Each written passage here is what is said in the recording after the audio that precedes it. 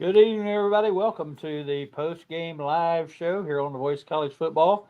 Greg Crist, along with Frank Fear, and Frank coming again on a disappointing night. Well, as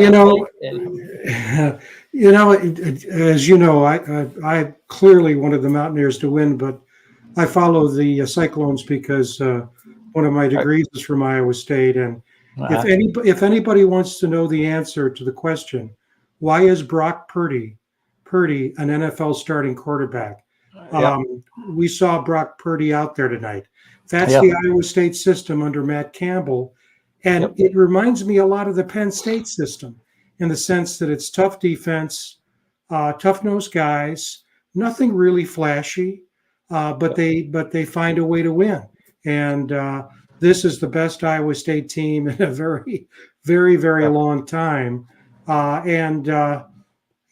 had very little room for error, and we made those errors, and they scored 14 points on turnovers. Yep. And I know coming in, somebody had mentioned the turnover game, which we all know is always crucial. And they called it, said that it would come down to turnovers and who can keep from, turning the ball over, then that's who's going to win. And we obviously didn't do that. We turned it over. But, Frank, it's so frustrating when you watch us, and we've seen this time and time again this year. We take that opening drive and we just look like a machine going down the field, and our pass run mix up is good. It's keeps the defense on their heels, and we go right down and get a score. And then after that, it just seems like we, kind of go away from what got us to that point, and pretty frustrating to watch sometimes. And I just, when I see the stats and you watch the game, I think I don't know. It's just like they had success with that, but then they go away from it. Our passing game, it was down the field, nothing short, nothing intermediate. And, we threw it a lot. And I saw an interesting stat right at the end of the game where it said when Garrett Green throws more than 30 times, he's had 2 interceptions, and every time that's happened. And I think tonight he threw it 34 times, and those interceptions happened, and they were just bad throws. And I think I'm not a football coach, so I don't know, but I think they really need to realize that Garrett Green's probably a better runner than he is a passer, and get him. They got to get him comfortable some way back there when he does pass the ball, because when he sits, and you saw that tonight. When he sets his feet and steps into it, he throws a nice pass, and he threw some nice passes tonight. But a lot of times on the run and moving and trying to throw back across his body and that sort of thing, he just doesn't throw the ball very well when he does that. And the 2 interceptions tonight were just bad throws, and those were killers. But again, I think when we talk about our keys to the game, I think we. All of us mentioned our line play. I thought our lines actually did pretty well tonight. I thought the offensive and defensive line played a pretty good game. There's still some problems in that defensive backfield, though. Our secondary is just struggles. And you saw tonight some, we've talked about whether it's miscommunication, whether it's scheme, whether it's just breakdowns. And you saw tonight that we had some breakdowns back there. For sure. Yeah, you mentioned the keys to the game, so I just threw them up there. We went over these on Wednesday night, and the thing that, as I think about the game, Greg, is that we played a game and a half, dominant for a game and a half. The last quarter of the KU game, the full game down in Stillwater, and the first quarter here. And we can't sustain that. So, Mickey said we must stop the run. They're a running team, and the numbers, let me pull them up here, because the nice thing about athletics is there's always numbers. Iowa State had 129 yards rushing. That's far less than what they're typical for them. We actually outrushed them by 20 yards. and so their O-line was good. Must win special teams battle and avoid turnovers. Well, we didn't avoid turnovers, and we missed a field goal. Take advantage of the night home game. That's the thing that's really the most disappointing. Here's another example, just like the Penn State game, where the hype is significant. People are just raring to go, and we come away with a loss. And you can see Mickey thought we'd score over 40 points, and we didn't. Garrett Green, for the first quarter, was in the groove, but then Iowa State dominated the second quarter the way we dominated the first. I have stats here that we could get into, but the numbers are stunningly similar, just different teams. Keep the run game going. Well, we had 148 yards rushing and almost 5 yards per rush, but neither White nor CJ had the kind of night we had hoped for. Don't leave the defensive backs out to dry. Well, we know what happened there. And so you even though you had WVU winning, your score was the closest of the three.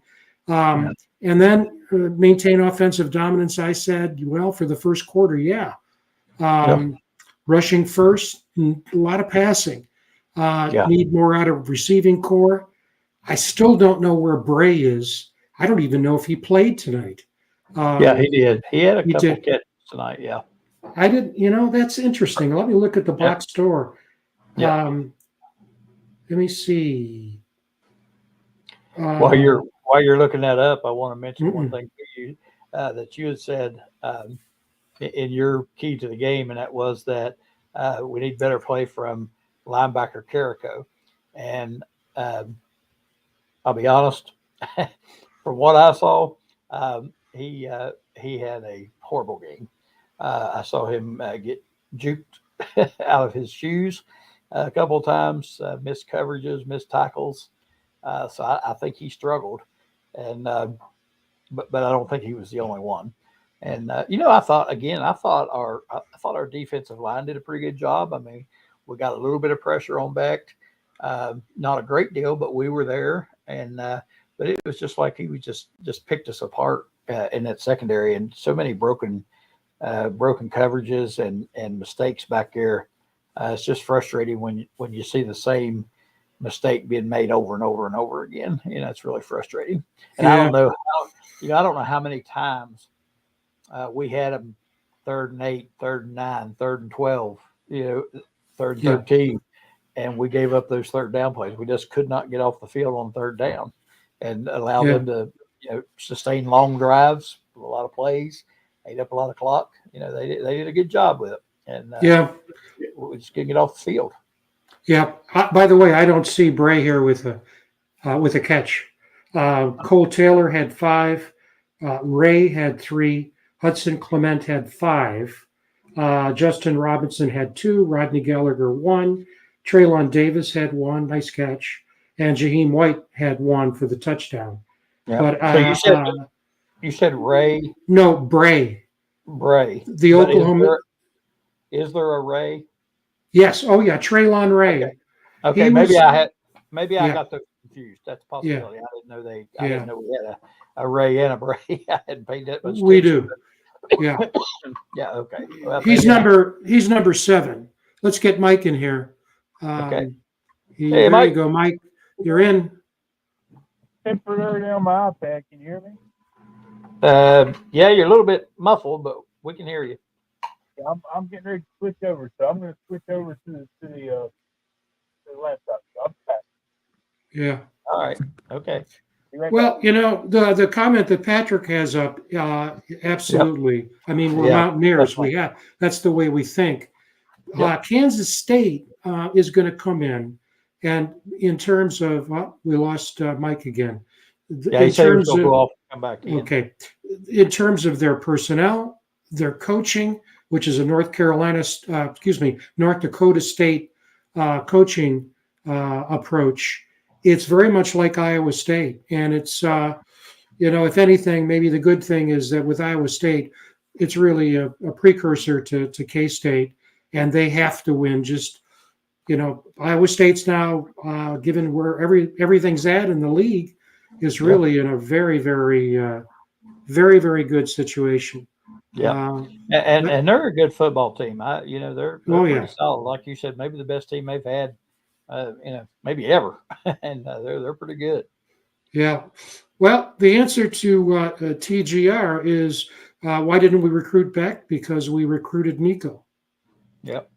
And the other thing, and I mentioned to someone today, probably the reason that Rocco Beck is playing is that they rushed him into the starting lineup a couple of years ago because the starting quarterback was betting on college football and was banished.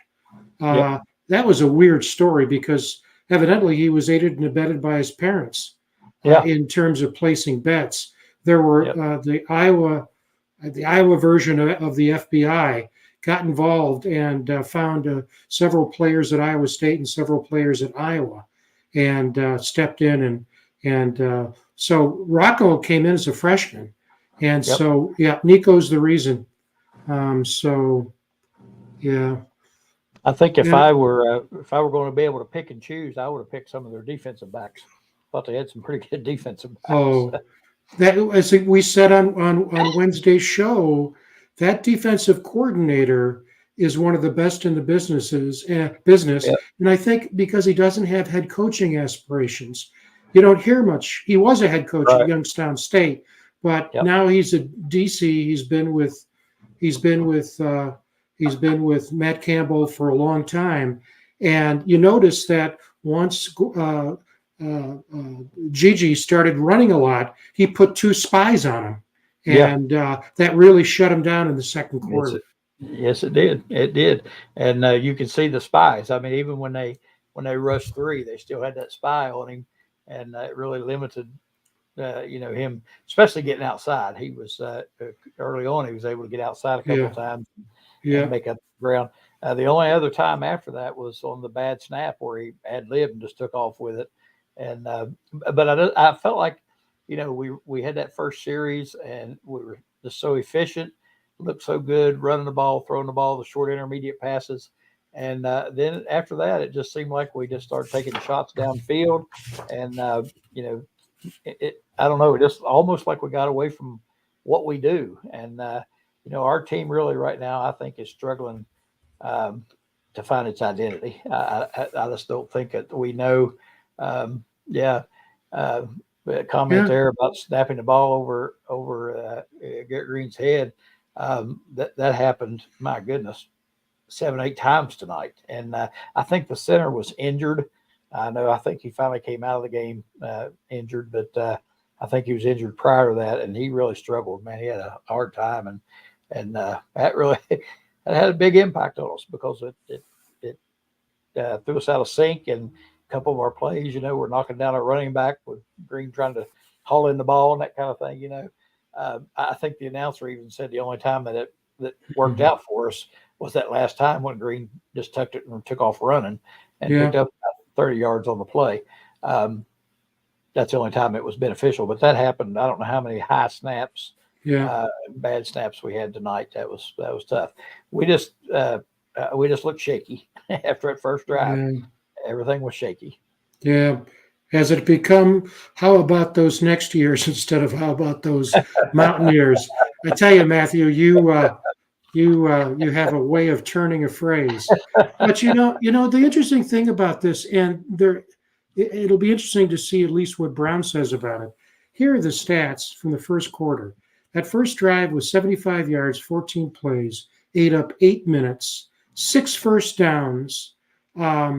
In the first quarter, we outgained them 120 yards to 45. The time of possession was 11-4, and they only had 1 yard rushing. And so you come out of that first quarter and go, hey, Stillwater North. This is what we did it down in Stillwater. And then they go on in the second quarter. They score on a 3-play, 80-yard drive. It took 3 minutes.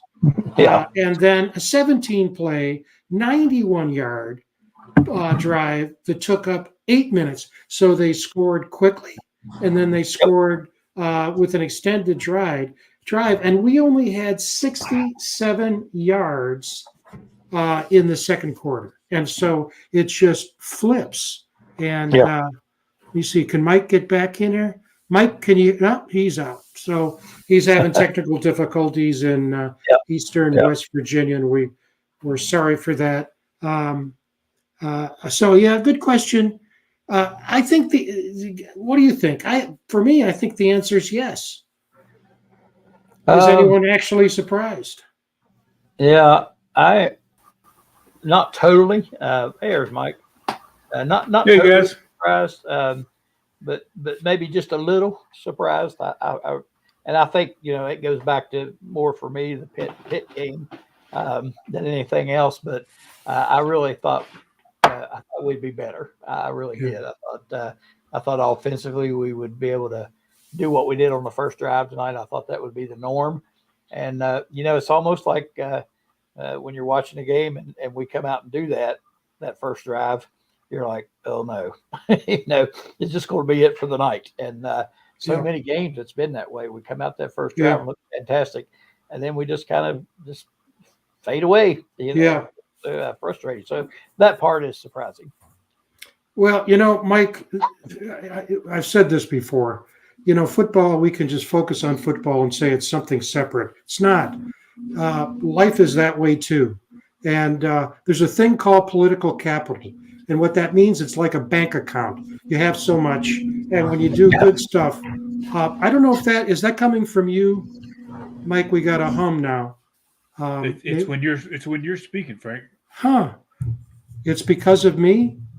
That stopped. How about that? Yeah. At any rate. And so when you do good things, you get more political capital. And when things don't go too well, you lose your political capital. And here we go again tonight, as I said earlier, all with the hype and the expectations of it. And then we don't deliver. And so it keeps on drawing down the bank account. So when you hear people, Brown's got to go, that to me, it translates into his bank account is getting lower and lower. Well put. My observation of the game was I thought that as long as it was close, obviously we were in it, and the desire seemed to fade as the game got farther away from them, and I didn't like that. I didn't like the lack of, I'm not going to say the lack of effort, but the lack of that extra strain was just not there. Yeah. And you could tell it. And Iowa State certainly had something big to play for, being undefeated, and they seemed to have this strain. But, the first part, first opening drive, come right down. And, what was it, 15 plays, 75 yards, something like that? Yep, 14, 75, 8 minutes. Yeah, just very impressive, and was really disappointed in the final outcome, to be honest with you, after starting so well. Yep. Yeah, it's like I said. Go ahead, Frank. I was going to say, just what do you think about TGR's comments here in terms of it almost seems like an automatic first down because we won't play press coverage on the corners and don't seem to rush more than 3 or 4. What do you guys think of that? Yeah, it's frustrating. I don't know. I'm not so sure we can play press coverage. I don't know how athletic we are back there. I certainly think that what we're doing right now is not working. And, we just why not try it? I agree, because it's so frustrating. You sit there on 3rd and 8, 3rd and 9, 3rd and 10, and they get 9, 10, 11 yards every time. Yeah. And, it's not even contested, Yeah. and it's so frustrating. And I'm sure it's frustrating for those guys too. Yeah. I mean, if you're out there on the field and you're seeing that happen time and time again, that is frustrating. And he's right. It just seemed like every time we had him in a 3rd and, medium, they were able to convert. And that's just, it's just tough. We just couldn't get off the field. Yeah. Yeah. Yeah, Frank, I think you'll find that the teams that have the better defensive backs, the better defenses, you will see them playing closer to the line of scrimmage. Yeah. I mean, without a doubt, when you can play a press and do whatever you want behind them, that increases your your defense capabilities greatly. And the reverse mechanism of that is if you can't cover somebody, you back off because let's be honest with it, our guys get beat deep, and that's just an automatic reaction, in my opinion. Yeah. And again, I don't think, and I've mentioned this on just about every show. I don't know if it's athletic ability. I don't know if it's schematics. I don't know what the problem is back there, but it just seems like we have so many broken down coverages or, plays where, again, you're looking for that stop at 3rd and 8, and here comes a guy and he runs a little out pattern and goes 9 yards and is wide open, catches it, and that's it, and it's so frustrating. Again, I'm sure like the whole defense feels the same way. And, I don't know what the answer is. Like I said, I'm not a football coach. I don't know. But, like the comment said, why not try it? Give it a shot and see what happens, especially against the teams that throw the ball so well. And, I know they're more of a running team, but they were very efficient with their pass game, and they ran plays and schemes that got them wide open. And again, you don't know if it's you don't know if it's athletes, you don't know if it's scheme. It's hard to tell what it is. We reverted. There's no question. Keith, by the way, must have been watching Kurt Signetti's press conference because he got pissed off at a reporter. He said, "Google me, I win," and he does. He does. That's great. He does indeed. Yeah. He sure does. Yeah. Hey, you talking about the plays too, Greg?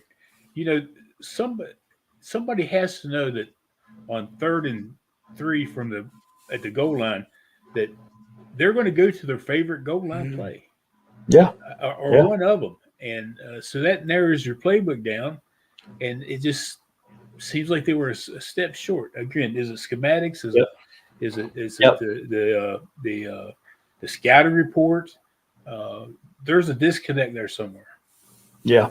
There's something's just like you said, that's not right because as a just the average fan sitting there watching the game, I'm sitting here saying, what they're going to do right here. You got to be ready. And boom, they do it, and are successful with it. And I'm sitting there thinking, why do we not know that that's coming? And it happens on offense too. A lot of times, obvious, blitzing situations, for example, and we just we're totally surprised by the blitz, and it's hard to watch sometimes. And, we just like I said, after that first quarter night, we just played a very below average game from that point on, offensively and defensively. We just went through the motions, like Mike said. Andrews, I was going to say, Mike, in Andrews, I was just going to say Andrew's comment, people are keeping stats, and I've seen this before where you take the ranked opponents and you look at how many wins and losses. And so, again, that's one of the nice things about athletics. You got stats, and you can pull them out. You got more comments here. Yeah, that's also what we've heard. The thing that is amazing to me, though, guys, is that when you look at the stats here, I've got them. First downs, Iowa State 23, West Virginia 22. Third down efficiency, Iowa State 9 for 14, West Virginia 9 of 13.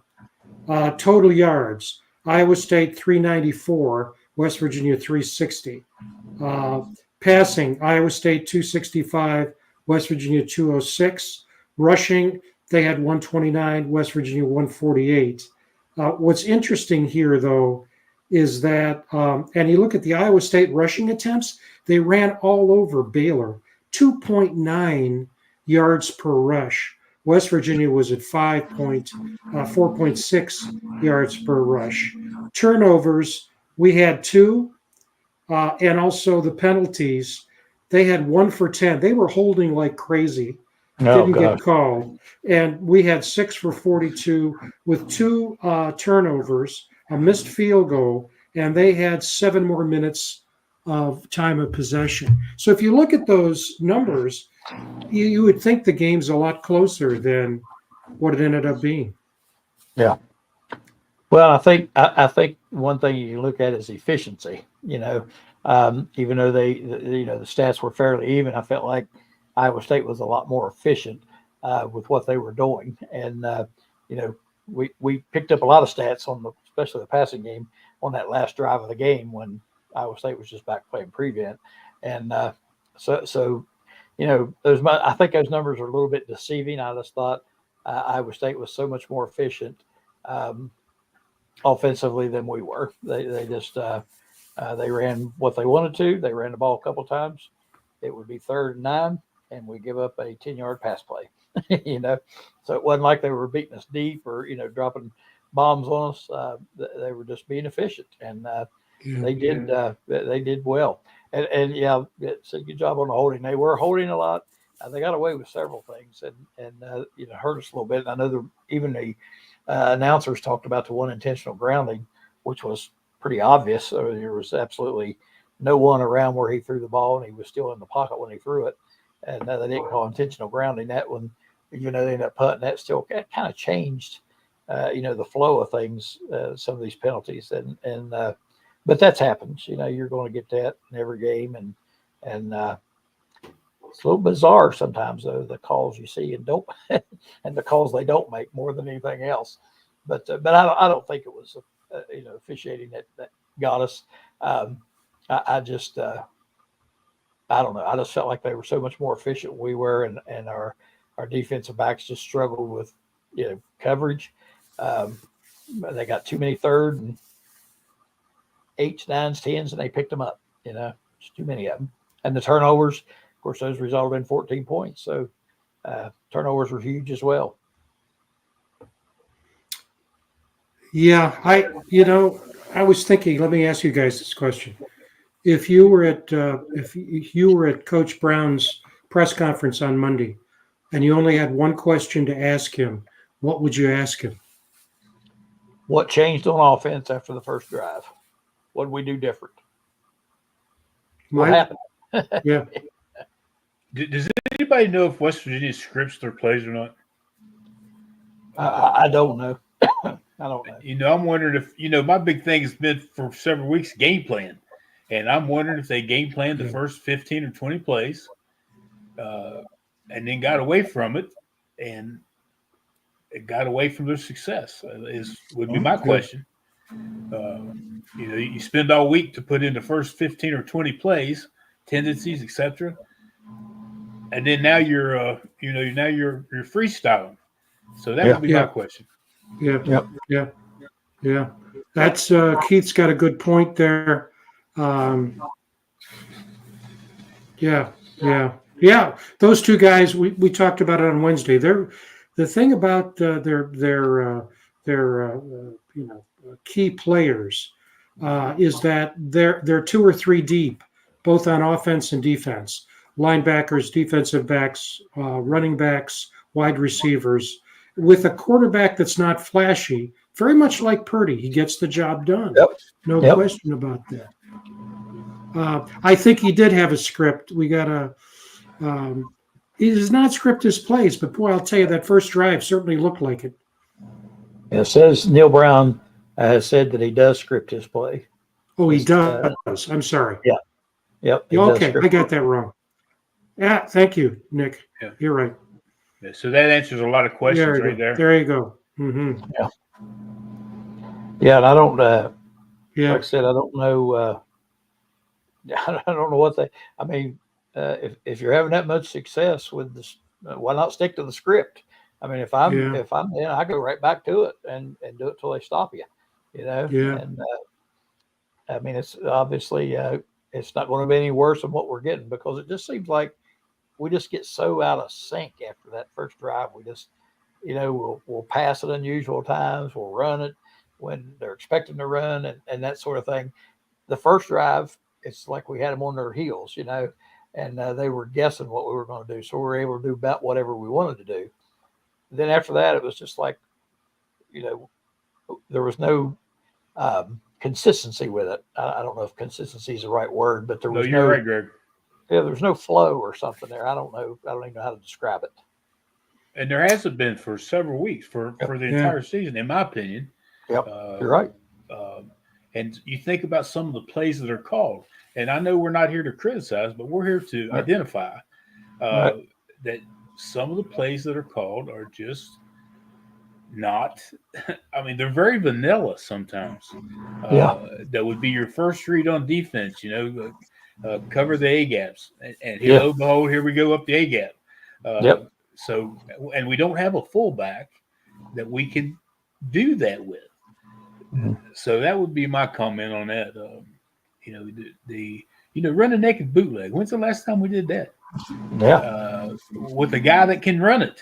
And Mike, one of the things that has always bothered me, and again, not to be critical, but I watched Iowa State. They had a 3rd and 8. They ran their tight end down the field, 9 yards. He went straight down and just turned in and caught the pass. He split the defenders and caught the pass. Very simple. He just run down 9 yards, turned in. We don't do it. We never do anything like that. We have these deep crossing patterns and or the bubble screens or the bomb. When you see teams do things like that that are so simple, you just wonder why we can't do those same things. And I know, everybody has their philosophies, our offense philosophy, and I'm sure Coach Brown does too, and what they want to do. But it's hard to understand sometimes. When we have a 3rd and 7, you feel like, oh, no, no way we're going to get it, or they'll sack us, or we'll throw a bomb and it'll be incomplete. Or more importantly, Greg, we throw a 4-yard pass on 3rd and 7. Where your point was, they were 3rd and 8. The guy ran 9 yards. He ran 9 yards, turned around, the ball was in his hands. All he had to do was catch it. Yep, just so simple. He didn't cut. He didn't do anything. He ran straight down, turned around, and caught it. And the reason I noticed that is I'm a Cleveland Browns fan, unfortunately, and I'm not a Pittsburgh Steelers fan, which most people up in the Morgantown area are. And you are, and that's what Pittsburgh always used to do with Roethlisberger. They'd send their tight end 3 yards, and he'd turn around, and he'd just give it to him, and they'd get a first down. And then the next time they needed 5, he'd go out there and turn around 5 yards and give it to him. First down. I used to get so frustrated watching it. I'm like, oh, God, it's so simple that nobody can stop it. It's so simple, And but it just seems like I said, it just seems like we just get out of sync, and there's just no continuity to our offense, and we're just grasping for things, And I don't understand why we go away from what made us successful in the beginning, which was that first drive. I mean, you saw it. We were mixing our plays up well. We had them off balance. We were able to run what we wanted to run. And I can't believe that they made that many adjustments during the first quarter, after that first drive. I can't believe they adjusted that much to stop what we were doing, but we changed what we were doing, and it didn't work. And Greg, the old saying, too many cooks in the kitchen. Now we have an offensive coordinator, we have a passing coordinator, a run coordinator, a run analytic. Where that's just, in my opinion, that's too many people. That's go back to having an offensive coordinator. You split up the run and pass game, but it's got to go through the offensive coordinator and the head coach. It's just too many people. Excuse me. Too many people in the mix. Yep. And that's what it seems like. That's what the problem is, because like I said, there's no continuity. It's like, let's do this. Let's try this. Let's try this, instead of establishing yourself. And, you're not going to get 8 yards of carry. You may only get 3 or 4, but if you get 3 or 4 3 times, you got a first down. Do what you're good at doing, and don't try to be too cute with it. And, get a little bit of continuity there and identify yourself, and run the things that you're successful at running. And, we've had very few completions on the long throws this year. Clement made a nice catch here a couple weeks ago against Oklahoma on a long one. We've had very few of those completed, but yet we go to it time and time again, and they're either not open or he overthrows or underthrows or both. Or you don't have time. His pocket or you don't have time. Yep, don't have time. Yeah, we talked about it last week. That last week's the first week all year that he had time to throw. He had a pocket, that he had a established line. Yep. Against tonight, and back to Frank's point, tonight he had some time, and our receivers couldn't get open. And I know Frank has said numerous times we need these receivers to step up and make plays, and mentioned one in particular, but they're just not getting open, So that's been a disappointment. I think our receiving core, to me, has been one of the biggest disappointments of the year. Yeah, one of the things that you guys are bringing up that I really hadn't thought about, and I don't know the answer to the question, but at least you're raising the question, is that oftentimes when there is a pretty significant shift or a significant shift in a game, it's because the other team is doing something differently or more of something. But tonight, it seemed after that drop pass down in the zone and then the missed field goal, our personality changed. Yep. The wind just as they say, took the wind right out of us. Yeah. I think that that pass, and my brother was at the game, and he texted me and said, "Why did they overturn that? They couldn't see it." And I said, "Yeah, he lost the ball on the way down, so it was a good call." And I think the crowd just after that went flat. Then we missed the field goal, makes it even worse. And then they go right down the field and score. What should have been 10-0 turned into 7-7 real quick. And it just, again, hats off to Iowa State. I mean, they did what they had to do right there. They just took the ball and went right down our throats and tied the game up. And that killed our crowd. It killed our momentum. And again, like you said, it just seemed to flip everything around, and we just got really out of sorts offensively. I don't even know what happened. I'd like to be able to go back and watch it again and break it down, just see. Because I'm sitting here watching it, but at the same time, I'm thinking, what happened? We were doing so well offensively, then all of a sudden, we're not. And again, it's hard to believe that they could make that many adjustments, in the course of the first quarter. I can't imagine that. So it makes you wonder what the heck is wrong. And if you go back and look, Greg, you'll notice that the scripted plays, they come out of the huddle crisp, or when they come to the line crisp. They were confident, they knew what the play was going to be, and they ran it. So what is the disconnect there when they go from the script to the play sheet? To me, it should be the same thing. It should be call the play in the huddle, get to the line of scrimmage, and run it. But it doesn't seem like, to me anyway, that is what's happening. It just seems like you said, a disconnect there somewhere. Go ahead, Frank. I'm sorry, I keep interrupting. No, not at all. I just would agree with that. And then it goes, I think for me, it goes back to what we talked about a couple of weeks ago. And we asked the question, what's WVU's identity? And we saw that identity in the Oklahoma State game. That was exactly the identity we saw in the second half of last year. Run first, pass to keep them honest. Your quarterback runs a lot. And in Oklahoma State, we saw something else, and that is the same thing we saw in the Pitt game last year. In other words, Green goes down, Nico comes in, and we don't miss a beat. We beat Pitt. Nico comes in and scores a touchdown. And so it is, again, I'll go back to this crazy thing that, hey, this is life, not just football. If you as an individual try to be something that you're not, you're likely not to be successful. So the question we all have to ask as individuals, who are we? Who are you? And then what you do is try to be the best you can be.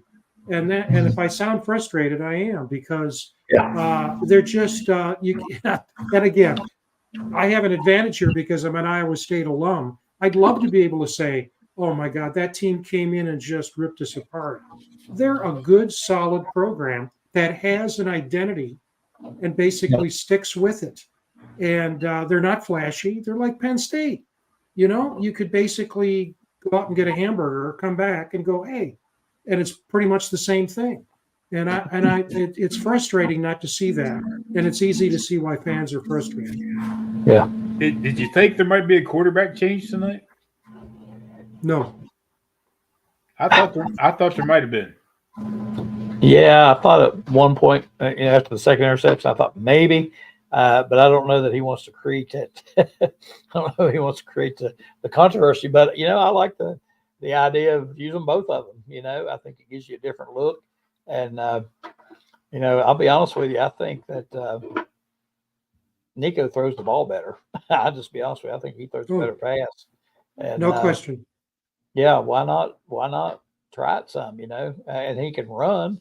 He's probably not as fast as Green, but he can maneuver a little bit, and he throws the ball very well. Why not give him a shot? I mean, what do you have to lose? And I just you have your job to lose. That's right. That's right. Yeah, and Garrett Green, not to knock him any, but I just don't know that he just hasn't played the same this year as he did last year. He just he don't have the confidence. It don't look like. Right. He don't.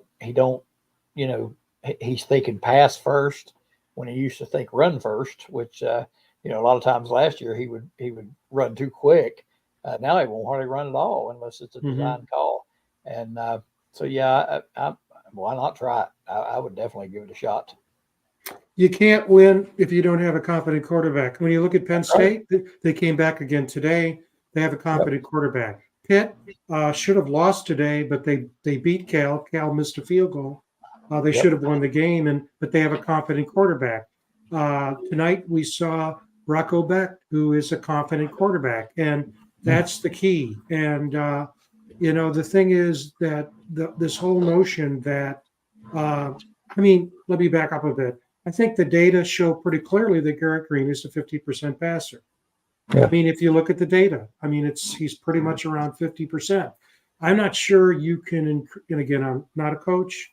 Sounds like I'm being critical, but how many eggs do you put in the basket that he can get to 60, 62%? Yeah. I just don't know. Tonight he was, let me see, what was he tonight? Tonight he was 18 to 32. Yeah. 18 to 32. Yeah. So just above 50%. And that, he threw some nice balls tonight, but he also threw some horrible ones, Yeah. And I know the one interception was just a terrible pass, the first one. Yeah. And he had, they had an opportunity to get another interception down the end zone when he threw a really bad pass right to the defender, and he just dropped it. And he's struggling. I don't know what's what's going on, but he just seems to be really pressing things and struggling. And I just you just want to see him relax and play because he's so fast and can run, and it just don't look the same as it did last year. Yeah. And yet he was the leading rusher tonight for West Virginia. Oh yeah. He had 8.7 yards per carry with a long of 87 yards altogether. So I think Go ahead. He got the one long run, the 30-yarder, 28-yarder, I guess, on that broken play. Yeah. Where the snap was bad and he just grabbed it and took off. He's it just seems like he's struggling to me. He don't seem very confident, and the receivers aren't getting open. A lot of different things going on. I thought the line did a pretty good job tonight blocking for him. He had time to throw the ball. Just didn't throw it well. Yeah. Well, this point that Satakat is making, that last line there, we can't seem to get out of our own way. And I guess true. That's if West Virginia hadn't been so dominant at Oklahoma State, I think half of what we're saying probably we wouldn't say. And again, Oklahoma State is having a problem in a lot of different dimensions, but they do not have a competent quarterback. And it showed last week. And so, it's clear that you're not going to win big games when you go 18 for 32. And you're not going downfield very much. It's all short passes. So you're going to see more of this. Time for a coaching change. We're just going to see more of that. No question about that at all. And the chance for the Big 12 championship is still there. Yeah. And Brian has a good point here, Mike. When you become confident by doing what makes you successful. I mean, when you think about it, just take your own careers and the careers of the people out there listening and watching. That's what you do, and that's what makes you successsuccessful. He's not the best passer, but boy, he's a hell of a runner. And let's face it, that double spy has a cost, because you can't have two guys looking at one opponent. That frees up, and it didn't work that well anyway. It worked well for a time, but not in the second half. And I think as a coach, if I know they're running a double spy, I fake the quarterback draw and throw a pass. Something like that. Draw those guys up, throw it over top of them. Send your tight end 5 yards down the field and have him turn around. Right. I mean, there's just a lot of options there. Of course, I'm not a coach either, but I've been around it a long time. At this point, if I was going to give Neal Brown any advice, I'd give it the same as I gave him last year. Pick about 5, 6, 7, or 8 plays. Run them great, dare them to stop me, and have at it. Run different formations, but let the gentleman that said the confidence breeds. I can't remember what he said now, Frank. But you're right. When you break the huddle, it breeds success. Breeds success. When you break the huddle and don't have to think about that playbook that's thick. West Virginia, our big play was the sprint draw right and left, or the draw up the middle. We run it who knows how many times a game. Coach Neal will even tell you that that damned old draw play, they knew it was coming, but they couldn't stop it because the offensive line knew how to block it. The backs knew what was going on. A comfortable play. Go back to what makes you comfortable. Yeah, that's right. Yeah, it's almost like, you just want to say simplify that passing game a little bit. Again, send them 8 yards, let them turn around, just throw it to them. But really, I think, running the football that's got to be our identity. I don't think, we're not going to be a passing team per se. We've got to run the football. But it just seems like we abandon that so quickly sometimes, we'll run it on first down and then throw it on second and third down, things like that. But that running game has to be our identity. We got 2 great running backs. The offensive line is improving, getting better. We ran the ball pretty effectively tonight, but we went away from it so quickly. After that first drive, we went away from it. And, I just think we got to establish that as our identity.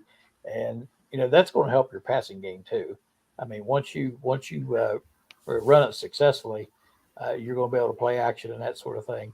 But again, tonight, what I saw when we ran play action, he had time, but the receivers just weren't open. They didn't get open, and you need that 5-yard check down or whatever it is to go to. We never seem to have that, and I don't know. Again, I don't know if it's scheme. I don't know if it's ability with our receivers or what it is, but it seemed to me like Green had good time tonight.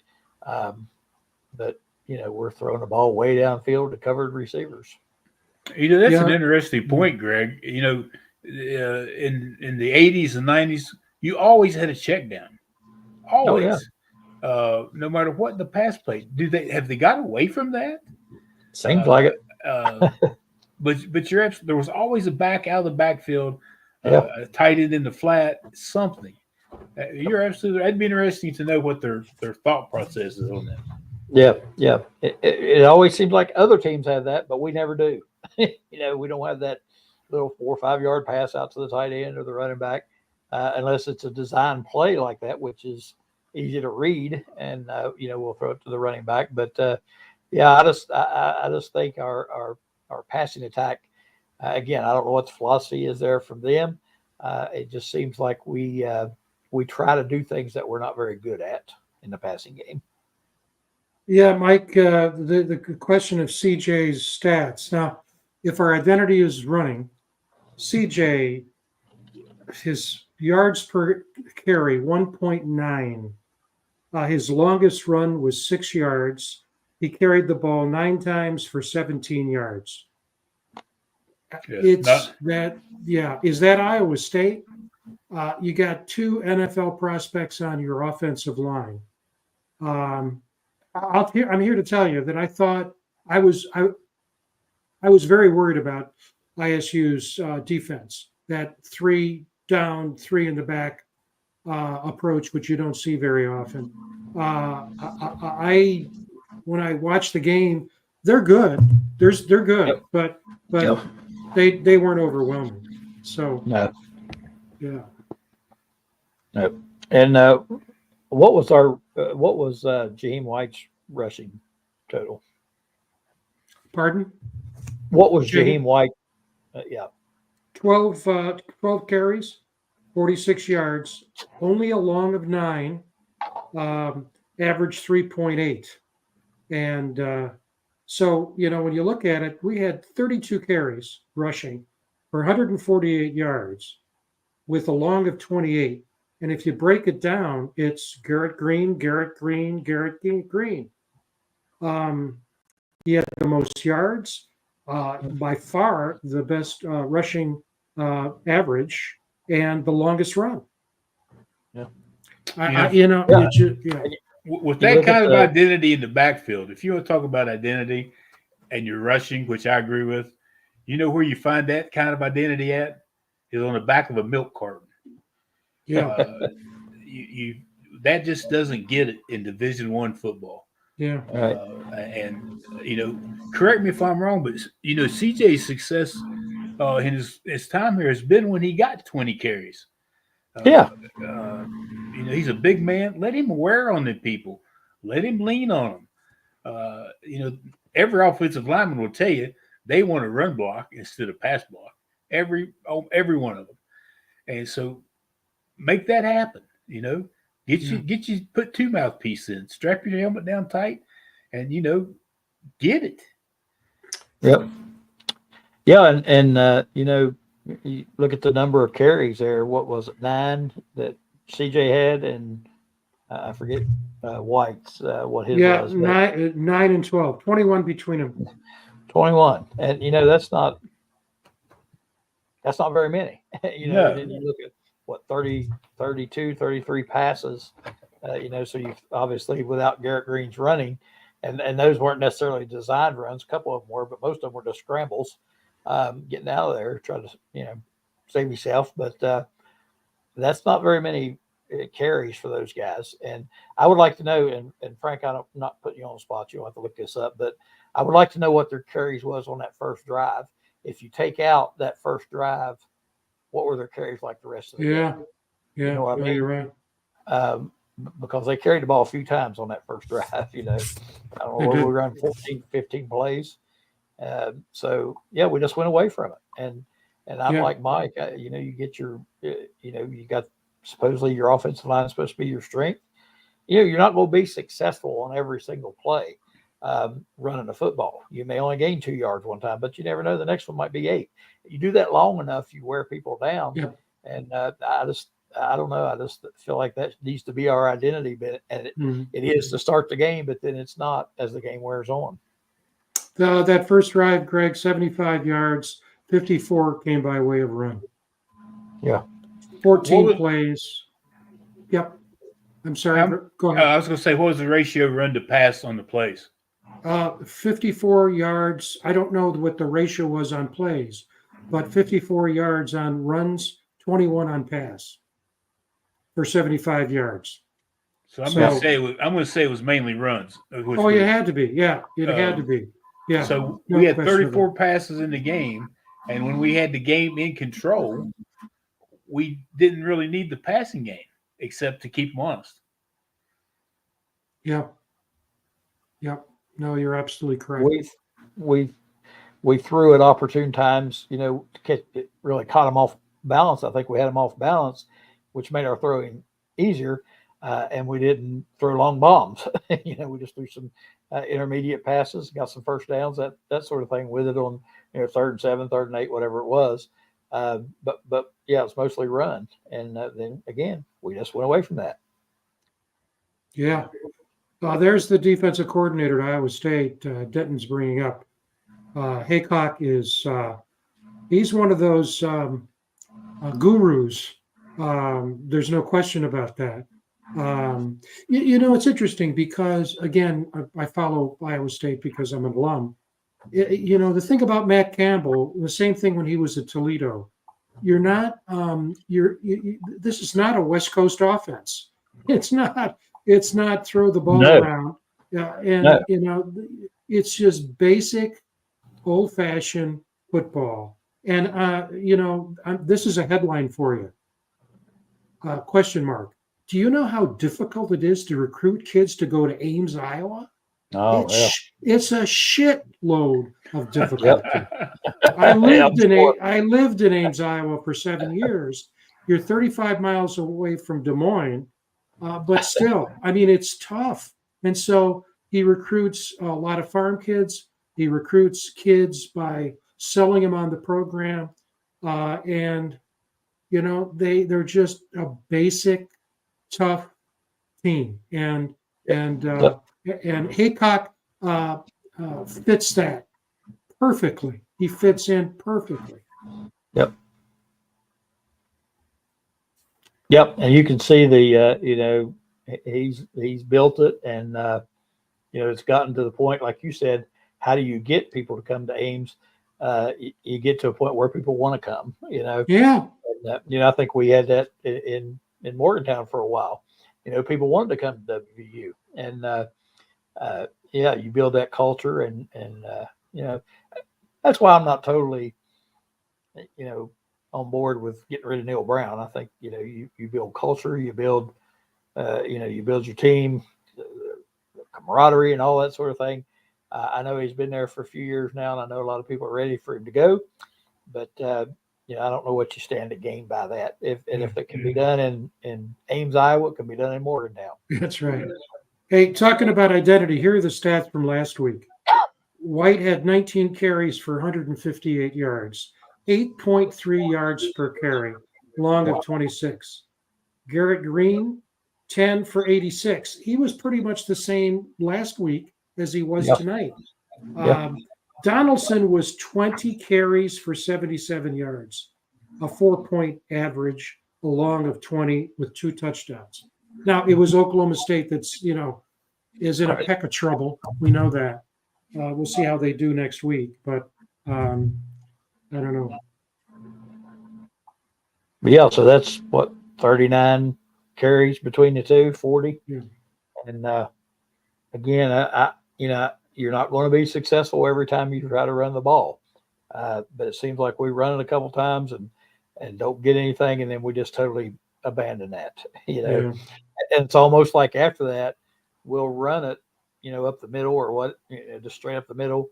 We'll run it because they feel like they have to run it. You know what I mean? And not running it with a purpose. They just run it to run it, and then they start passing again. It's just frustrating to watch. Yeah. By the way, I was going to say, Mike, let me just give you a score here. Kansas State is in front of Colorado, 21-7 in the third quarter with about 7 minutes left in the third. That's the game I have on right now. Yep. Yeah. How about the Buckeyes, boys? Well, I'm sorry. I'm sorry. I am not a Buckeye fan. I'm not either at all. But what a game! It was a good game.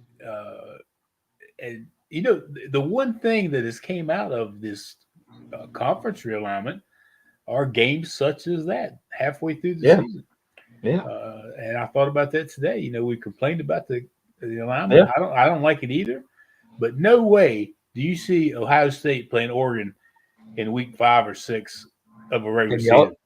Yeah, you also had Penn State, USC. It went to overtime. That's right. And, heck of a game.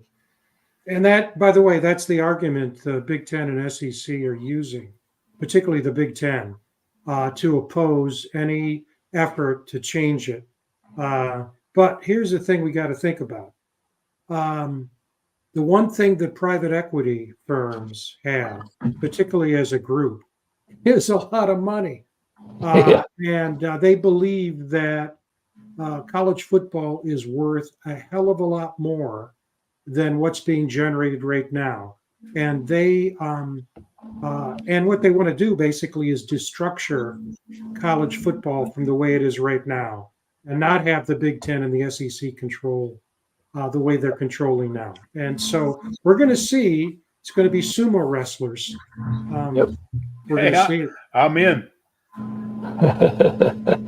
But Frank, also they want to get away from the NCAA, right?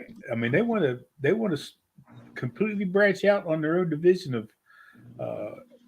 And used to it was the CFA, right? College Football Association. That's right. But every member was not a member of the CFA, if I'm correct. Mm-hmm. For whatever reason, I'm not sure. I was just a kid that didn't know no better. But the NCAA, they don't get things right, but they're a figurehead. They're a leadership position that has stood fast for 100 and however many years. What's wrong with this program except maybe a couple of bad decisions? Really more than a couple over the years, but specifically the last couple of years. Mm-hmm.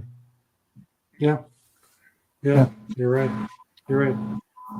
So I don't see doing away with the NCAA just so you can put an SEC commissioner or a Pac-10 commissioner or a Big Ten commissioner in charge of the exact same thing. So that's just my opinion. But Well, we heard the other night from Tommy Bowden that he thinks Nick Saban, Charles Barkley ought to be in charge. I saw that, yeah. But there's going to be some changes, and the article, Frank, I sent you talked about if the Big Ten and the SEC weren't happy with the way this 12-team playoff thing went, that they may blow it up and go a different direction, and pretty much basically saying they're in control of what happens. Mm-hmm. And I'm still not.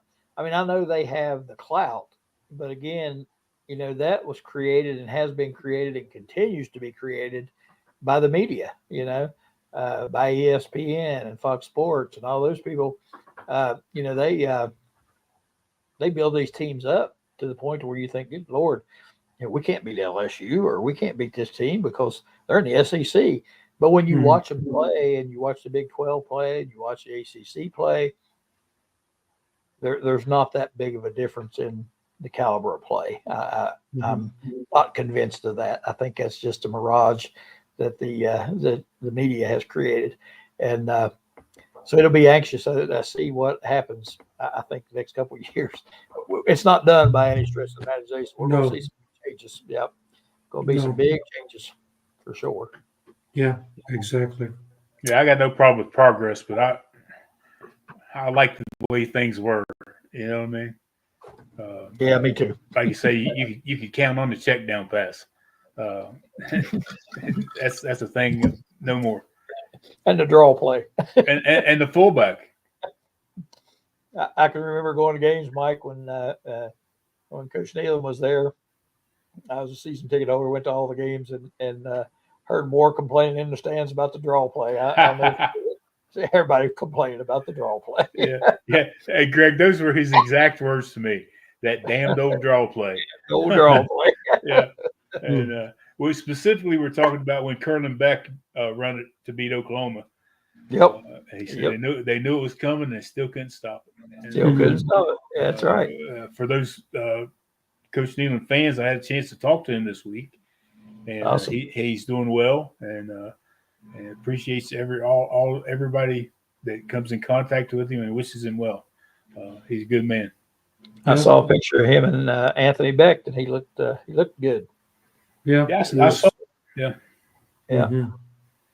Well, guys, Sure. I see it's we're an hour and 6 minutes.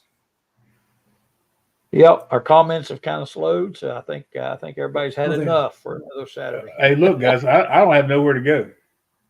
I don't either. I'm going to bed. Unlike last week, I had my shirt on when we started. That's right. And I don't know what the problem was getting online, but it just kept kicking me out. But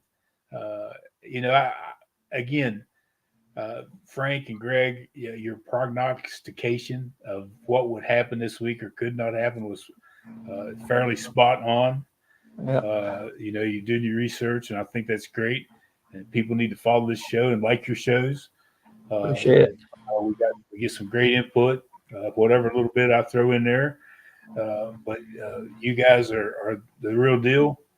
And when you go to ESPN, just remember old Dunlap. No, we're not. Believe me, we're not. No, Going to ESPN. no, Any I'm rate. too old. I'm too old to start a new career, Frank. I don't know about you. Hmm. I'm done with that. I'm just having fun now. Yeah, no, this is my new career. We got There another you go. comment. Why don't we do one more comment? All right. I don't have my glasses. I can't Good hardly see question. it. Here it is coming up. Who's number one, Texas or Oregon? I say Wow. Texas. Texas with an exclamation point. Oregon is still unsettled. They've got a big win, but I'm not. I say Texas. Good question. Yeah, that's a good question. I think Texas is still number one, although Oregon's awful good, and so is Ohio State. But yeah, I think Texas right now looks like the best team. They got a ton of weapons. I'll tell you what, Mm-hmm. they're good. Right. And until you're knocked off, you hold that spot. That's right. That's right. Yeah, and Washington has really been disappointed. Did they win today? No, they got their. Iowa just wait. That's right. Iowa beat them soundly. Yeah, very bad. Bad. Yeah. Got beat bad. Yeah, but the thing is, you guys were talking about these great, what we used to call intersectional games. People I know, statisticians, when we're close to setting odds or know how odds are set, these long trips that teams have to make in basketball and football, particularly going east to west, works against the team that's traveling. That's why I think it's a special win for Penn State today. Yeah. But you look at, UCLA went to Penn State last week and lost. UCLA's not that good. Washington's made a couple of long trips. So it's there's a real penalty, I think, for the teams, the players, that ends up being an equalizer of sorts, or a minimizer in terms of a team being able to maybe optimize its ability. It's one thing when Washington's playing Oregon State in Corvallis versus coming to Ann Arbor to play Michigan in the Big House. Big game, but a long distance too. Anyway. Well, you look at West Virginia. I think it's a problem for West Virginia because we do we do a ton of traveling, and that's not an excuse because teams have to travel here as well. But they come here once, we're going that way numerous times over the season. So that's tough. That's got to be tough. Time zone changes. You know how you feel when you get on an airplane and you cross time zones, and man, you wore out. And, the jet lag is real. And so it's a definite advantage or disadvantage. Yeah. However you want to look at it. Well, let me throw up who we're having on Wednesday. Yep. We're There we really go. pleased, to have Rick Trickett. Talked with Rick the other day. He was out recruiting, and Jackson State, where he is right now, is on an off week, and so Mike set up that connection for us. Mike, we really appreciate it, and he's quite a character. And on Wednesday, what we're going to do is we're going to play the audio feed from ESPN because in the fourth quarter, it was a blowout win for Jackson State against New Mexico State. And so the announcers were talking about Rick Trickett and his career. So there's about a couple of minutes of really good audio. And when I was talking with Rick, he talked a lot about his son, Clint, who's now at Georgia State. And he also talked about Travis. They're both coaches at major schools. And so, I had forgotten that Travis graduated from West Virginia too. So the connections to Morgantown are pretty serious. Clint played quarterback. Travis graduated and became a coach at West Virginia. Rick was in Morgantown 2 different times over his career, and so he'll be great. We'll do more of an analysis of tonight's game with the Pro Football Focus ratings and the NCAA rankings, and so we look forward to that. That'll be a lot of fun. Next Wednesday. And also, Clint has already agreed to be on the show, Frank. He's a great guy too. So, yeah, that's a good point that Blister Bill's making. Right? Think about that game being played in Columbus. Yeah, that would. Oops, sorry about that. Yeah, could have made a difference for sure. Yeah. That's like a good advantage. Oh, I agree with Frank. That's a tough task, man. Traveling cross country like that and playing really good teams. Yep. I think back about the UNLV coming to Morgantown in '82. I think ranked number 1, and long distance for them. And how did they leave? Mm-hmm. Yep. Yeah, that's right. The Big L, number 1 team in the country. Mm-hmm. Jerry Tarkanian told me personally that was the best atmosphere he'd ever played a game in. Is that right? He said, man, that place was rocking. Yep.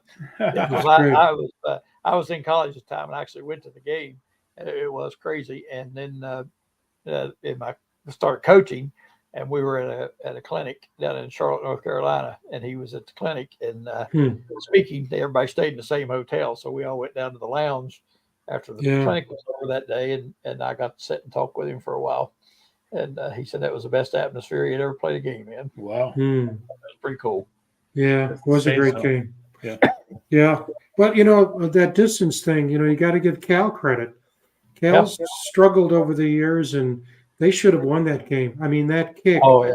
Oh, that kick was a terrible kick. I mean, it didn't have a chance. No. And, they would have won. Pitt now is undefeated, 6-0. But they played 2 games they should have lost, and they had to come way from behind to beat Cincinnati. Yeah, I mean, they're 6-6 and very easily could be 3-3. Oh yeah, well they're 6-0 and ranked 22, so that tells you a little something. Nobody's true believers just yet. So Bill is admitting he's a duck. Good for you, Bill.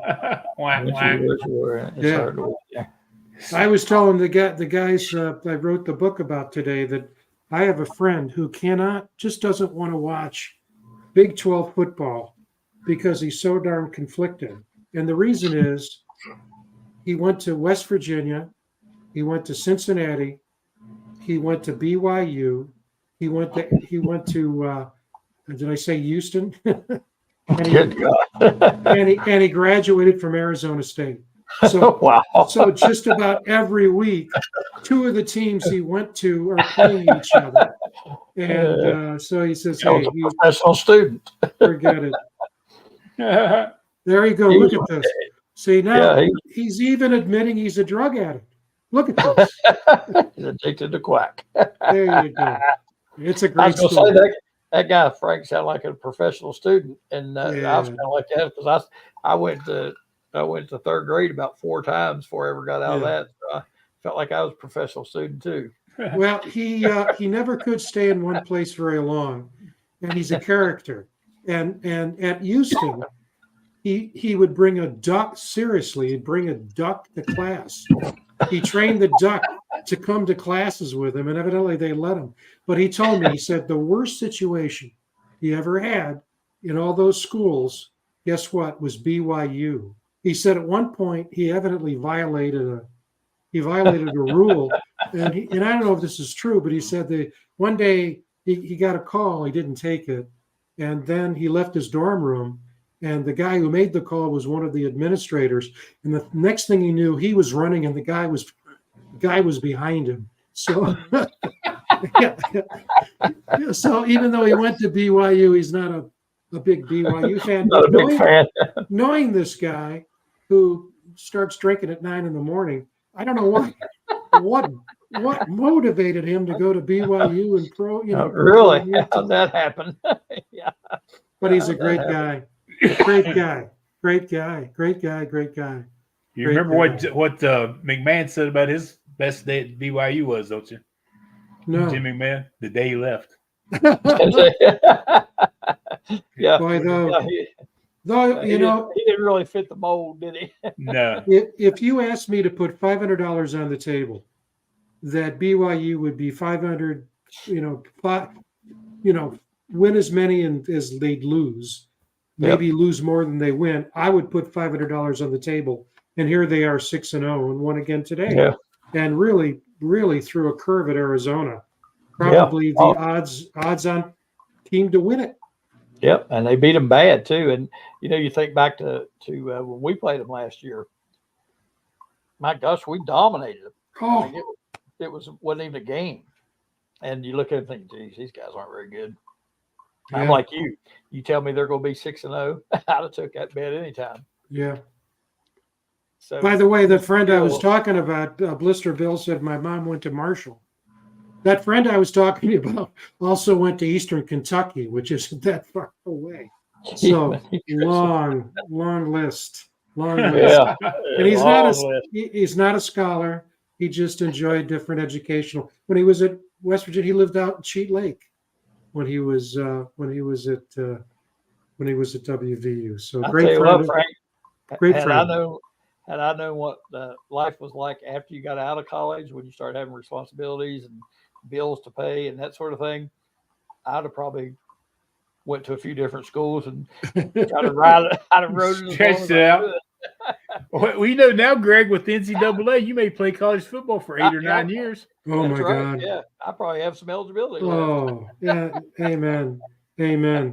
Well, you can see, we appreciate the audience tonight. They can see we're getting a little bit wacky. It's, what time is it? 4 a.m? Gosh, 10 to 1. But, 10 to 1 here.